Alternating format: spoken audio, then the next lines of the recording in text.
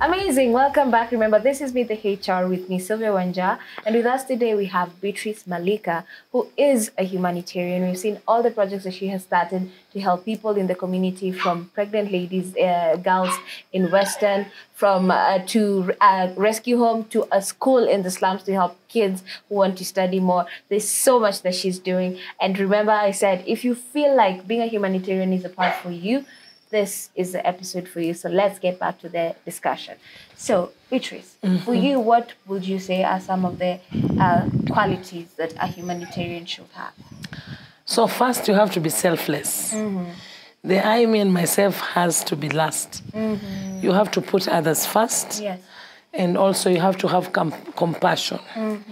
You have to have a passion for what you're doing. If you say you're a humanitarian, are you passionate about it? Or why are you doing it? You have to have a reason. Because some people say they are humanitarians, but they have a hidden agenda. You know, like they are in for money or something like that. So when things are not going the way they want, then they quit. Yeah, they leave it. So that is not how a humanitarian should be. So you have to first be selfless. Yeah. Wow. And there is a question that one of my crew members asked, and I said I will ask it here on air as well. Is there a time you got to a point where you were like, you know what, I feel like probably I should quit this, or maybe set it aside for some other time? Is there a time you got to a point like that? There are times, it's, as I've told you, it's not easy. Yeah. You get sleepless nights, the bills are on your shoulders. It's too much around, too much, workers, stress. Yeah. Everything it's happening and at the same time. But anytime you think about quitting, I look at the eyes of these children and I ask myself, what would I be if because this is me. Yeah. How can you get out of you? This is my life. This is who I am. Yeah. It's like now who you are. Your name. Can you say now I'm getting out of being me? You cannot. Yeah. So this is like my skin. This is me. Yeah. It's in me. So even if I say I'll quit, I go to lie down. One day I packed and I said, look here, I have a life. Yes, I'm done. You know? And when I woke up in the morning, I said, you are so stupid. Which other life? Which other life do you want? This is the life you have. Yeah. Yeah, so if you are for real, you cannot quit. It's a lifetime. Yeah. Okay, and when it comes to the kids that you have here at the rescue center, how do you come into contact with them and how do you take them in legally? So, yeah, some of the children have been brought here by the children officer. Some of them, we have gone with them to the children office because of neglect and a lot of things that are happening at home. As you know, life in the slums, dysfunctional families, drug and substance. So this one drives children to the streets. So you find very beautiful girls and very handsome boys. And by the way, all the children on the streets are not dangerous. Some of these children are looking for love, just a hug. To be appreciated. And just to hold their hand and say, you can be what you were before you came here. So that's where our children come from. But they have to be brought in by the children officer. The children officer must be involved because you cannot keep somebody's child without a committal, without being legal. Yeah, so it's a process. Yeah, you cannot just go and pick and say, come, let us live with you. No. So some of them are orphans also. And when they were schooling in our schools, and maybe you go to a funeral to bury the parents and you realize these children not go to school again. Some of them have potential. Yeah. I can tell you the boys I got from the streets are the ones who topped in my school. Wow. Yes, class 8. They're the ones who got, every year we did, because we did for only 3 times, they topped. They topped, yeah. So that is how my children are here, the ones that I live with. And others, home is not very safe for them, yeah. Okay, let's track back to the people around you, your friends and family, how do they feel with you being a humanitarian? Are they for it or against it? Because Saizi, let's not lie, we are in an individualism kind of society, a capitalist society, where every man for himself, God for us all. Yeah. And there you stand out and say, I will be there for the kids in the streets. I will fight for them. I will fight for the teenagers who are pregnant. How do they react to it? Or how? Okay. As I said from the beginning, that you have to swallow your pride and be selfless. Yeah. First of all, first times, my family members were not for it. They said I'm very clever. Yeah. I was working in Kenyatta University. I had the potential to be, and also even me, I wanted to be a professor at 40 to just get education and graduate and have them papers. But now that my family have seen how things have gone, they are proud of me. Wow. They talk about me. My father talks about me with a lot of pride. And my friends, okay, I lost some friends, especially, okay, I did not live like this before. I used to live a very high-end life. Yeah. So I lost quite of my high-end friends because now we could not hang out together, we could not do a lot of things together. Yeah. That you used to do. But all in all, what matters is that you've pursued what God called you to be, and that's to be a voice to the voiceless.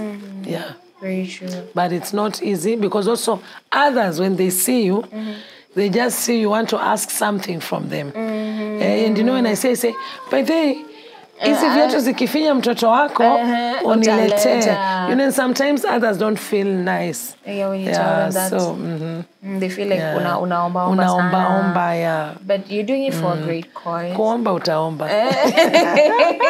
This is where you swallow your pride. You have to. And do it for the sake of the children. You have to. Okay. And at what point, while dealing with these kids, do you let them go, or do they get to a point whereby they leave on themselves, or what happened? Yeah, okay, according to the government, you have to be to have an exit strategy. And children are supposed to leave the CCI at 18 years, right? So others by 18, they've not finished school. Yeah. But there are those, when they finish school, there are those that have helped and they are with their parents or cousins or aunts. So those ones, when they finish, you know, you are buying food for them, what? They go to college, they get a career. Then you help them in the job hunting. So when they are now stable, Yeah, that's you leave them. You can't leave them when they are not. Yeah. So depending on the situation that they're facing, that's how you decide how they live. Okay, and the legal documentation for the kids that you have here, how do you acquire them? The government has to give you. Yeah. So you have to go through the process of registering them so that you can get documentation for each and every child. Yes. Wow, amazing. They're called committals. You have to have a committal from the court that you are the one who is leaving this child for this duration because of this and this. They're not supposed to live here for good, just for a short while, and then they're supposed to have somewhere that they should be going to.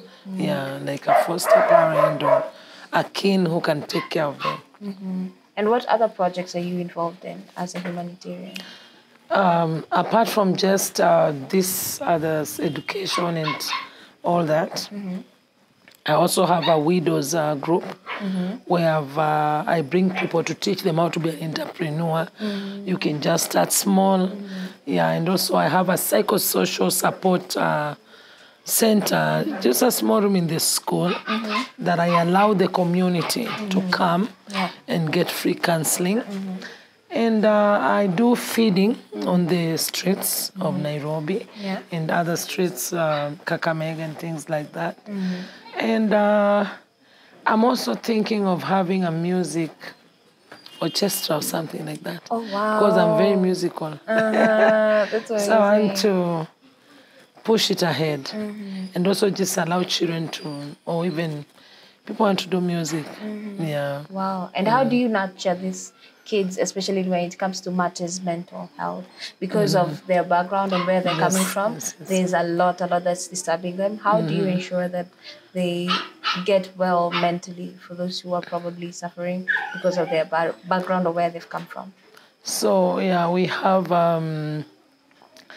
partnered with Nairobi Women. So it has given us counselors, and they've worked with these children when they come in until the counselors say that they're okay. Yeah. So they can go even as long as 2 years. Wow. 3 years, and then they do a very beautiful graduation for them.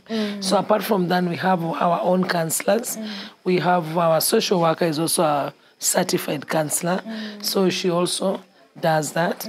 And we have volunteer counselors that come from Park University, those who are doing counseling and psychology. So at least both here and the school, we've made sure that we have that, because mental health is very important. Very because if you are giving them free meals but they are not happy, you know, a child is thinking of killing themselves or running away to the streets, then you are not helping them. So we want an all-round child, a child who has been taken care of, so that when they grow up, they can be a benefit to the society. Yeah. Wow, that's amazing. And now, Beatrice, for anyone who is looking to reach out to you to probably help out where they can, to give handouts, how can they access you, or how can they reach you? Or if someone has a child, knows of a child somewhere who really needs to be rescued, probably they're going through child abuse or some very bad, vile things that kids are not supposed to go through, how can they reach you? What they're supposed to do, actually, they can't reach me. They're supposed to go to the police, get an OB, then to the children department, because the police involve the children department. So then it becomes a police case. So if this child, the children department ascertains that this place is not safe for this child, then they commit this child to a home of their choice, or they're the ones who commit. So every area in Kenya, they have their own children officer. They have a children officer in that area. They have a police post in that area. So you just take the report there and also go to the children department. Even neighbors, you know, they're not supposed to keep quiet. When they see children are being hurt, they're supposed to speak up. Maybe others don't know what to do, or they're scared that this person will know, I've sold them out, and maybe this person is dangerous. But they can always run to the police. If not the police, maybe they feel like the police might sell them out. They can always go to the children office, explain what is going on. Then the children office will use their own ways of now getting to the case. And how people can reach us. We have our website, glorychristian.org, that they can check us out. We have a pay bill number, 761 980. That if they want to support us in that way. And there are other supports. They can also come and ascertain. Unajua watu wanapenda kushika kwa alama.